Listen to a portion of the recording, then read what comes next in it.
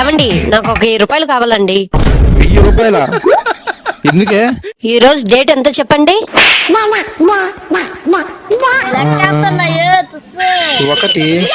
మరి ఈ రోజు ఏమిటో తెలీదా?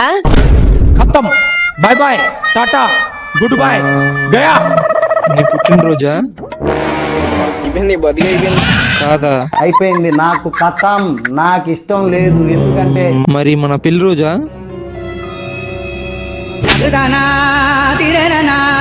అటు చూడకే, ఏదో మర్చిపోయింటా. సరే అదేదో నువ్వే చెప్పు.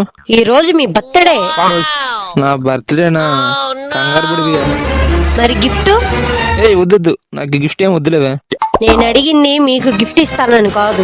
మీరు నాకు గిఫ్ట్ ఇవ్వలేదేంటి అని అడుగుతున్నాను. నీ బర్త్డేకి నీకు గిఫ్ట్ తీస్తాను ఏంటి? నా బర్త్డేకి కూడా నీకు గిఫ్ట్ తీసేయాలా? నీ బర్త్డే నా బర్త్డే అని కాదు, మన బర్త్డే. ఎవరి బర్త్డే అయినా సరే నాకు గిఫ్ట్ కావాలి. లేదంటే ఏం చేస్తావేంటి? వారం రోజులు ఇంట్లో వంట చేయను. వారం రోజులు బయట తిన్నానంటే కనీసం 2000 అయిపోతాయి. అదే ఇది అడిగిన 1000 రూపాయలు ఇచ్చేస్తే 1000 రూపాయలు మనకే లాభం.